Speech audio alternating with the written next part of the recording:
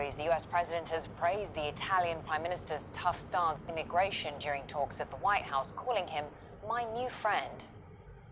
I agree very much what you're doing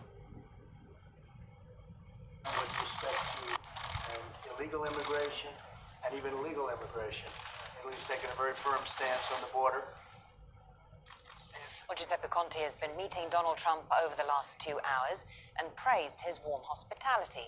The two leaders share very similar views on immigration, and both have expressed a desire to see Russia invited to rejoin the G7. But in a rare move, Trump refused to answer questions after his photo opportunity with Conte, despite the best efforts of the journalists who were ushered by White House officials. Thank you very much, everybody. Thank you.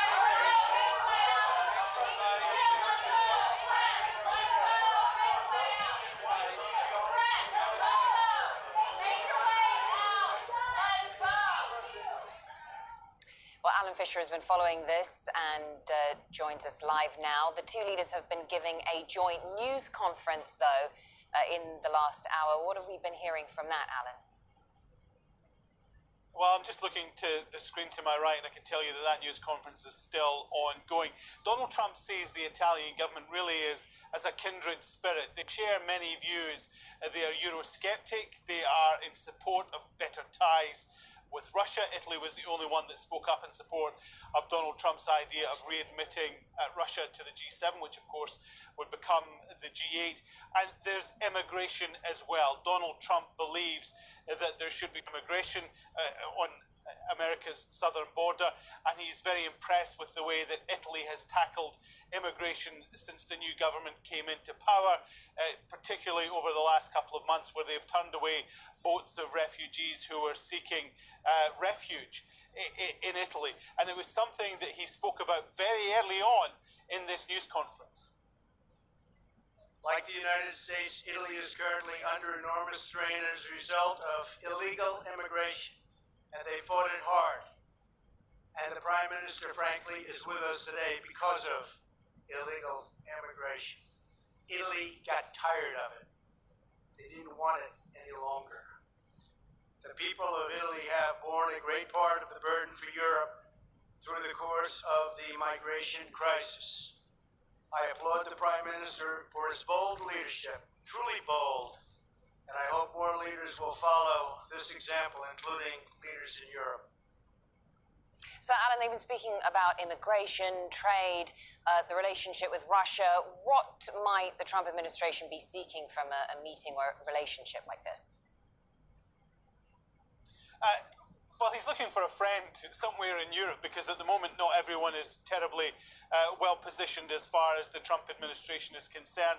And because he sees this almost mind meld with the Italians, he sees them as a friend, particularly in NATO and in the G7. Now, it's interesting, he was talking about NATO and saying that, well, since I raised the issue of how countries should contribute to NATO, the money has come flooding in. Well, there's two things about that. First of all, they don't flood money into NATO. That's not how this works. Donald Trump continues to say this, doesn't quite understand how the funding of NATO goes ahead. And also, in NATO, you're meant to contribute 2% of your GDP towards to the defence of your country, which is then the NATO standard. Italy is well below that. It's 1.3%. So while he's praised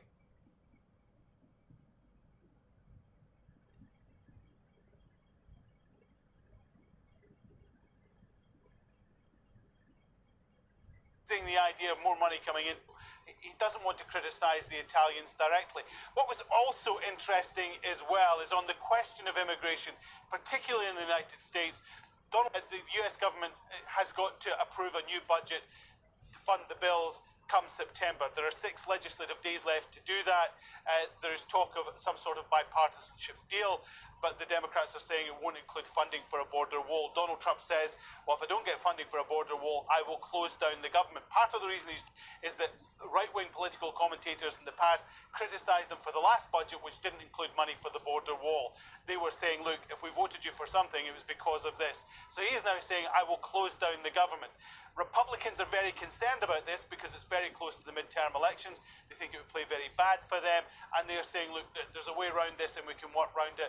Maybe we don't need a shutdown. But with Donald Trump essentially saying, I will go ahead with a shutdown, I think this time he actually means it. So that's something domestically that he is putting out there and putting pressure on Congress to come up with a deal. But as far as Italy's concerned, it is a partner. It's not a huge trading partner.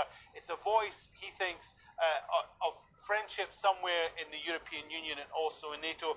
So he's very keen to cultivate this connection with the Italian Prime Minister and particularly with the Italian government, which he sees very much as a kindred spirit. All right, thank you very much from the White House, Alan Fisher, with all the latest on that.